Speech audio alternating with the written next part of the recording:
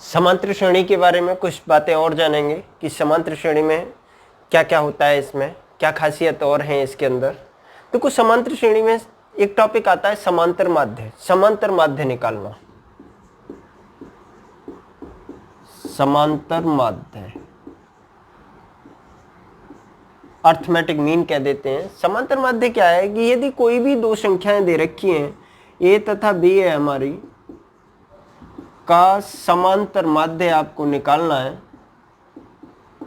तो हम करते क्या है कि दोनों संख्याओं को जोड़ करके क्या कर देते हैं, आधा कर देते हैं और इसे कैपिटल ए से डिनोटेट करते हैं। समांतर माध्य जो होता है उसे कैपिटल ए से डिनोटेट करते हैं और कैपिटल ए इक्वल टू होता है हमारा, यानी दोनों संख्याओं को जोड़ेंगे a प्लस बी अपॉन के 2।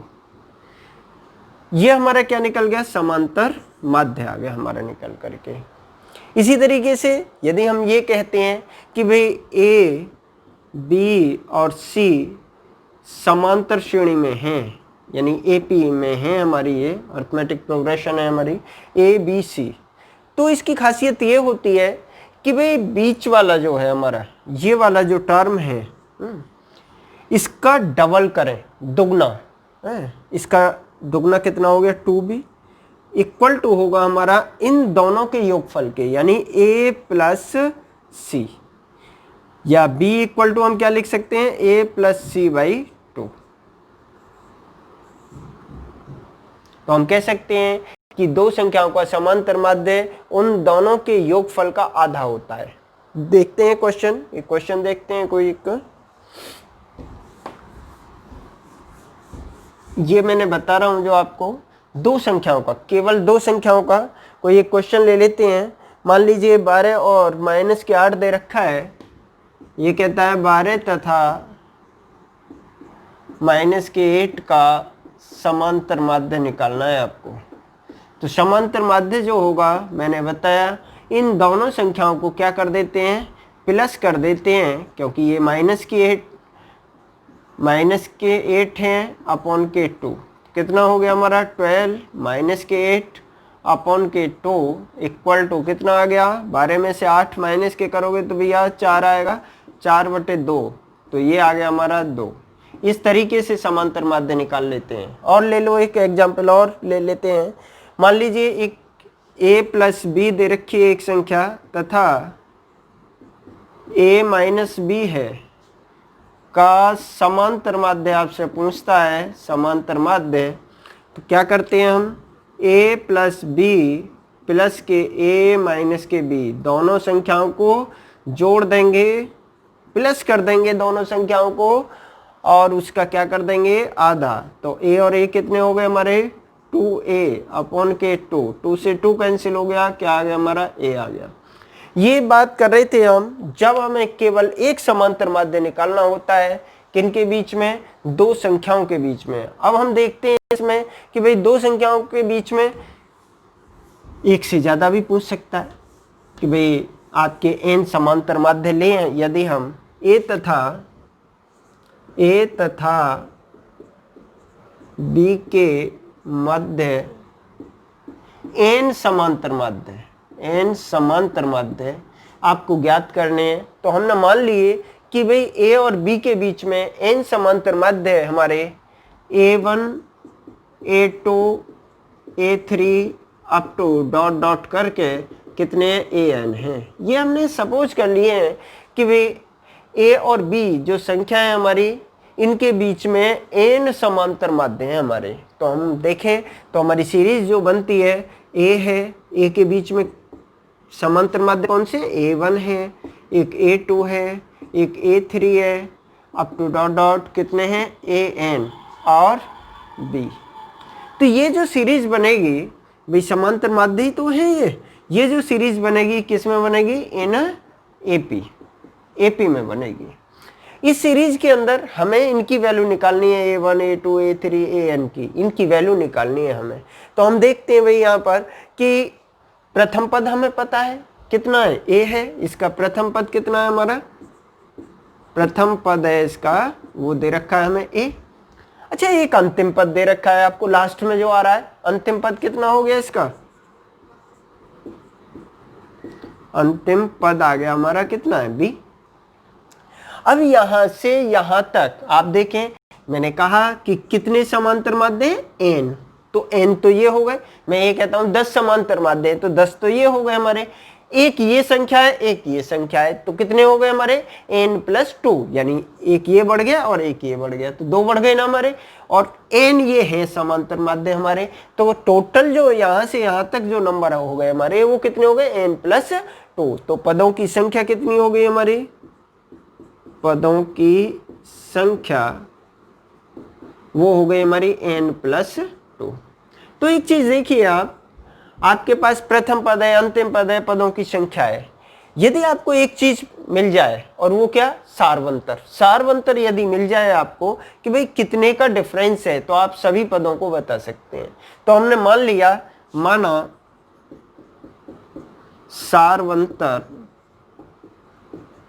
सारवंतर कितना मान लिया हमने, d सपोज कर लिया कि d है हमारा, सारवंतर d है। तो हम देखें कि भाई अंतिम पद जो n+2, वहां पद यही तो पड़ेगा हमारा, भाई ये हमारा प्रथम पद है, ये दूसरा है, तीसरा है, इसी तरीके से ये सारे हमारे। तो ये कौन सा हमारा n+2, क्योंकि पूरी सीरीज के अंदर कितने पद है हमारे n+2। तो n+2 जब पद है तो n+2 वह पद जो हो गया हमारा वो कितना हो गया, b हो गया। तो b यानी L = हम कह सकते हैं a+n-k1 × d। L की वैल्यू क्या है, अंतिम पद क्या आ रहा है हमारा, b आ रहा है, a हमारा प्रथम पद है प्लस के, n की वैल्यू क्या है, कितने पद है यहां से यहां तक, n+2 -k1 और d। भैया a को हम इधर ले जाएं तो क्या आ जाएगा हमारा, b - a हो गया और n+1 और इंटू d।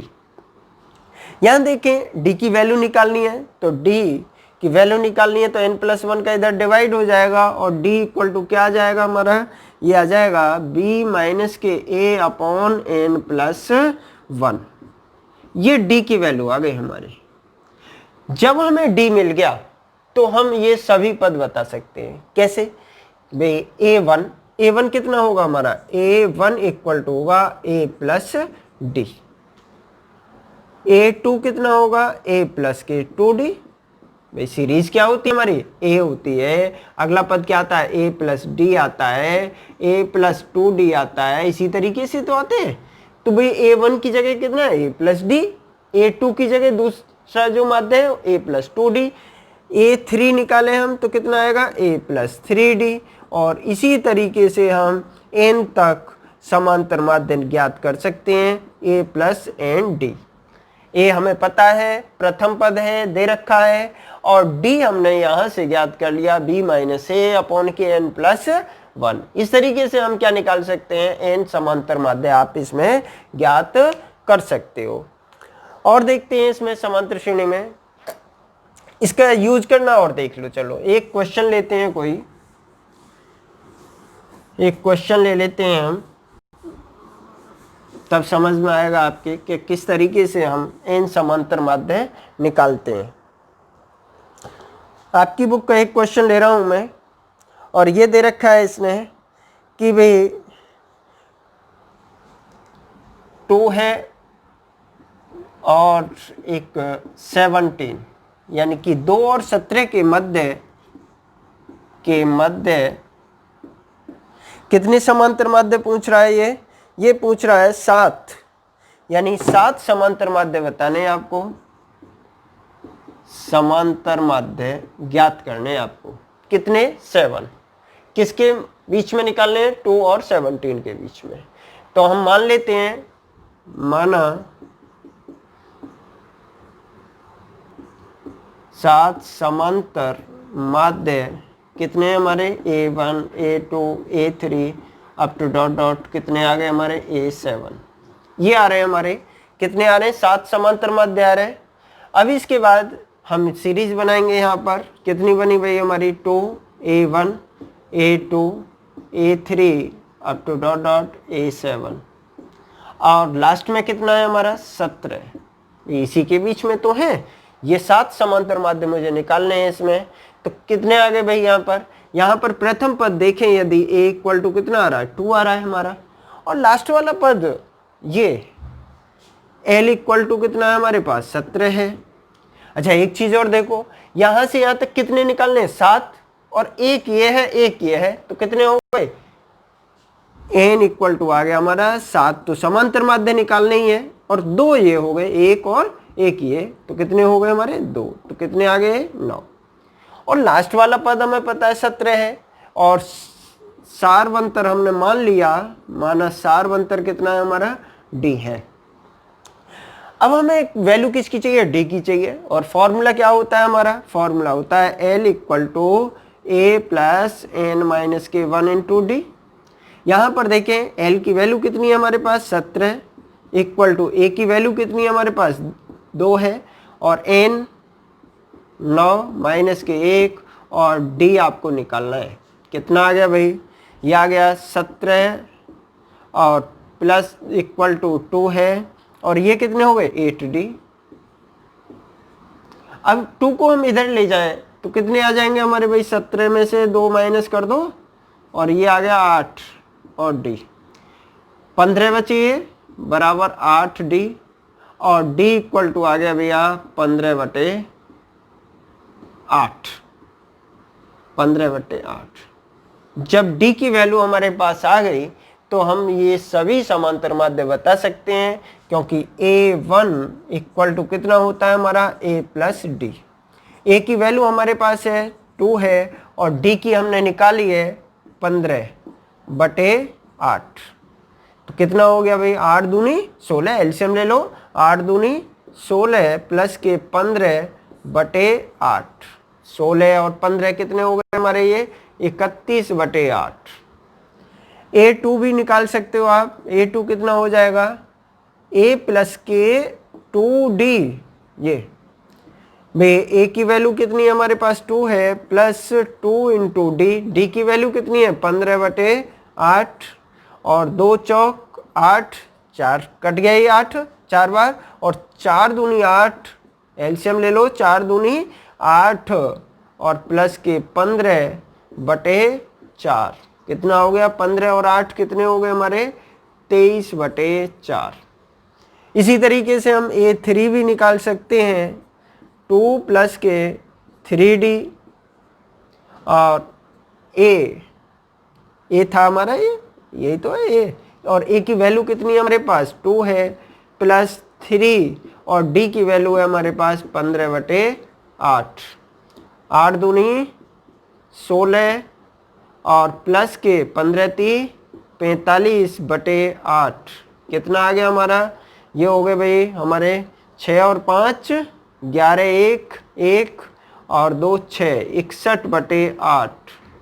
समझ में आ रहे होंगे। इसी तरीके से आप 7 के 7 निकाल सकते हो, एक और आप लास्ट में निकाल देना, डॉट डॉट कर दें, और एक निकाल देना a7, और ये कितना होगा a प्लस के 7d।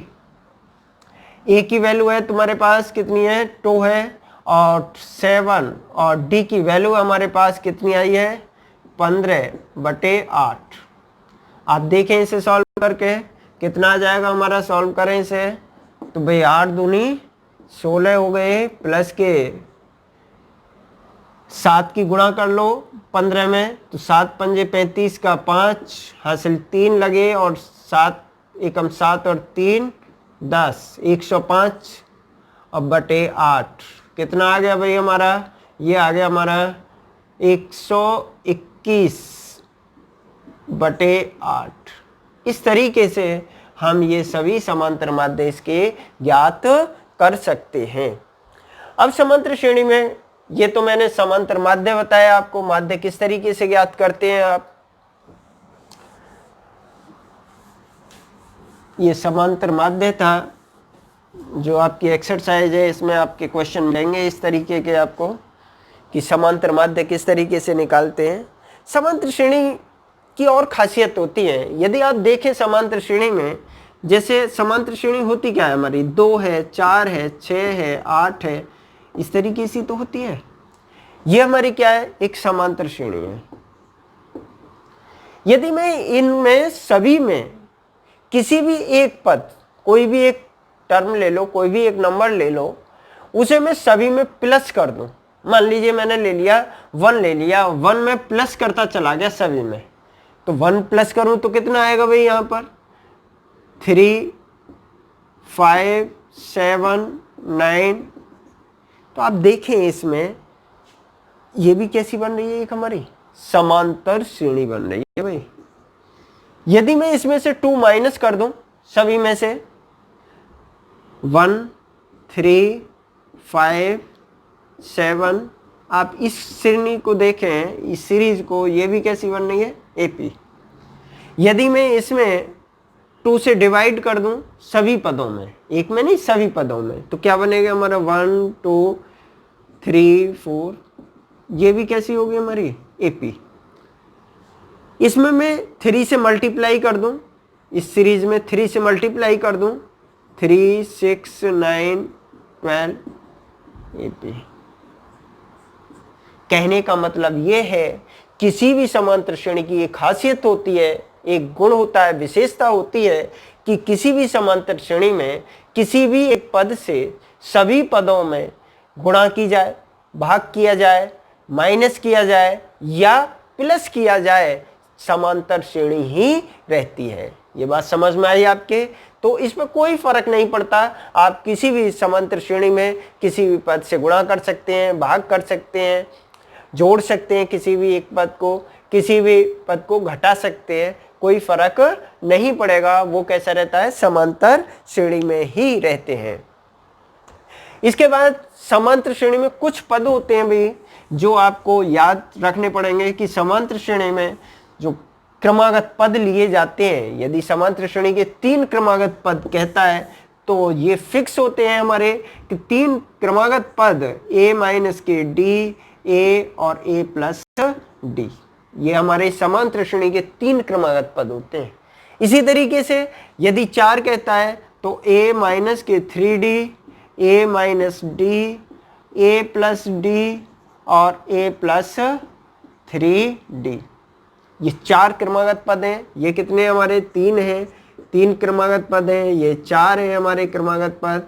यदि आपको 5 लेने हैं तो 5 क्रमागत पद होते हैं हमारे a माइनस के 2d, a minus d, a और a प्लस d और a प्लस 2d। इन पे आधारित क्वेश्चन एक क्वेश्चन बोर्ड में जरूर आता है, इन पे आधारित क्वेश्चन कराएंगे आपके। और ये चीज़ें मैंने, बेसिक चीज़ें मैंने समांतर श्रेणी की आपको समझाई हैं और इन पे आधारित मैं क्वेश्चन नेक्स्ट वीडियो में कराऊंगा। आपकी समझ में आई हो ये वीडियो मेरी जो मैंने आज आपको पढ़ाया है, तो आप मेरे चैनल को सब्सक्राइब करिए और मेरी वीडियो को लाइक और शेयर करना ना भूलें, ज़रूर करें। Thank you.